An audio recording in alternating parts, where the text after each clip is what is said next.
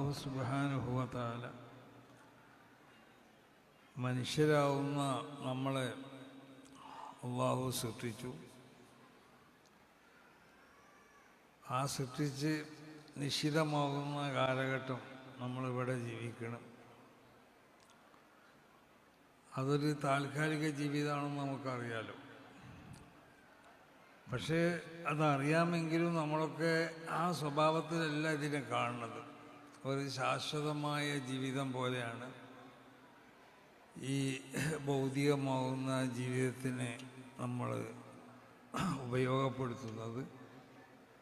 നമ്മളെ പ്രവർത്തനങ്ങളൊക്കെ കണ്ടാൽ തോന്നും ശാശ്വതമായുള്ള ഒരു ജീവിതത്തിന് വേണ്ടിയുള്ള ഒരു ജീവിതത്തിലാണ് നമ്മളൊക്കെ ഇവിടെ ഉള്ളത്. ആ നിലക്കുള്ള പ്രവർത്തനങ്ങളും അതിനാവശ്യമാവുന്ന മറ്റ് സംവിധാനങ്ങളൊക്കെയാണ് നമ്മളൊക്കെ ഉണ്ടാക്കിക്കൊണ്ടിരിക്കുന്നത്. നബി സല്ലല്ലാഹു അലൈഹി വസല്ലമ തങ്ങൾ പറഞ്ഞതുപോലെ ഒരവസരത്തിൽ ഒരു ഈത്തപ്പന മട്ടല കൊണ്ട് ഉണ്ടാക്കപ്പെട്ട ഒരു നബി സല്ലല്ലാഹു അലൈഹി വസല്ലമ തങ്ങൾ കിടന്നു. ഉണർന്നു നോക്കുമ്പോൾ നബിയുടെ ശരീരത്തിൽ ഇതിൻ്റെ പാടുകളൊക്കെ അവിടെ പതിഞ്ഞിട്ടുണ്ട്. അപ്പോൾ സ്വഹാബത്ത് റസൂലുള്ളാഹിനോട് ചോദിച്ചു, നബിയെ നല്ലൊരു മെത്ത നബിയെ തങ്ങൾക്ക് ഉണ്ടാക്കിക്കൂടെയാണ്. അപ്പം നബി സല്ലല്ലാഹു അലൈഹി വസല്ലം തങ്ങൾ പറഞ്ഞൊരു മറുപടി ഉണ്ട്. മാലി വലി ദുന്യ, ഞാനും ഈ ദുന്യാവും തമ്മിൽ ഇതൊരു ബന്ധമാണ്. മാ അനഫി ദുന്യ ഇല്ലാ കറാക്കിബിൻ, ഈ ദുന്യാവിൽ ഞാനൊരു ഒരു യാത്ര പോകണ ആളെ പോലെയാണ്.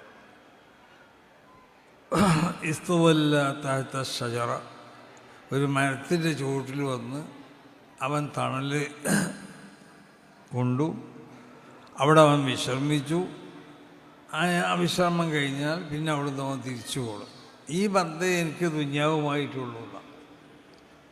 അതിൻ്റെ അർത്ഥം ദുന്യവിയാവുന്ന സുഖസൗകര്യങ്ങളൊന്നും നമ്മൾ ഉപയോഗിക്കേണ്ട എന്നല്ല.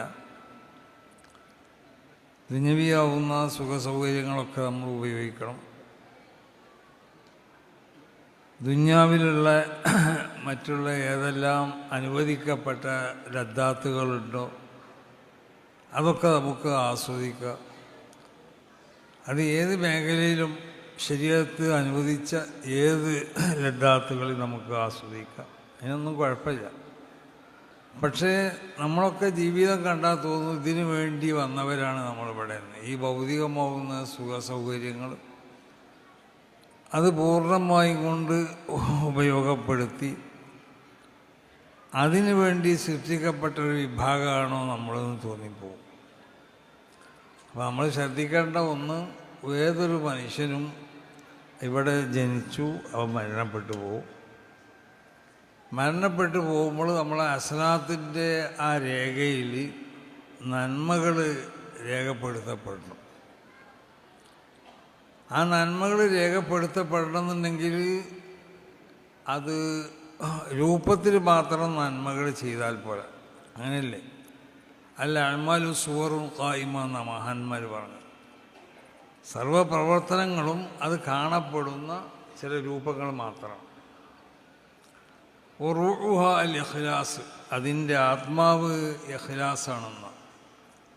അപ്പം നമ്മൾ എത്ര നിസ്കരിച്ചു, ഒരുപാട് നോമ്പ് വെച്ചു, ഒരുപാട് ഹജ്ജ് ചെയ്തു, ഒരുപാട് ദാനധർമ്മങ്ങൾ ചെയ്തു, പല നന്മകളും നമ്മൾ ചെയ്താലും ആ നന്മകൾ നമ്മുടെ നന്മകൾ രേഖപ്പെടുത്തപ്പെടുന്ന ആ റിക്കാർഡിലത് രേഖപ്പെടുത്തപ്പെടണമെന്നുണ്ടെങ്കിൽ ആ ചെയ്യപ്പെടുന്നതായ നന്മകൾ അത് അൽ ഇഖ്ലാസു സിറും ബൈനല്ലാഹി വ ബൈനൽ അബ്ദ്, അള്ളാഹുവിൻ്റെയും മനുഷ്യൻ്റെ ഇടയിലുള്ളതായ ഒരു രഹസ്യമാണത്.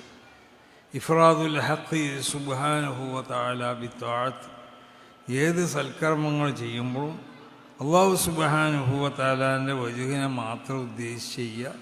ഭൗതികമാവുന്ന എന്തെങ്കിലും താല്പര്യങ്ങൾ, ഇതുകൊണ്ട് വലിയ പേരുണ്ടാവണമെന്നോ അല്ലെങ്കിൽ ജനങ്ങൾ പ്രശംസിക്കപ്പെടുന്ന ഒരാളാവണമെന്നോ അങ്ങനത്തെ ഒന്നും നമ്മളിൽ ഉണ്ടാവാൻ പാടില്ല.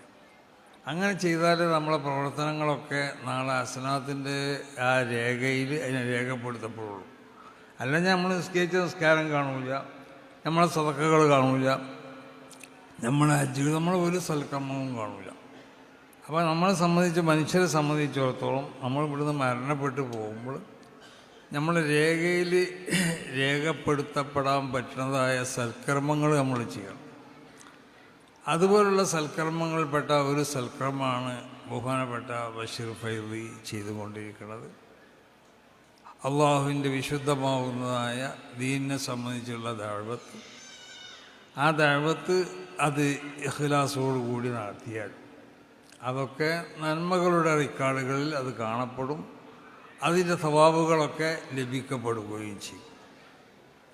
അതിൻ്റെ ഒരു ഭാഗമെന്നോണാണ് ഇന്നിവിടെ സംഘടിപ്പിക്കപ്പെട്ടതായ ഈ 5 യുവാക്കളുടെയും 5 യുവതികളുടെയും നിക്കാഹ്.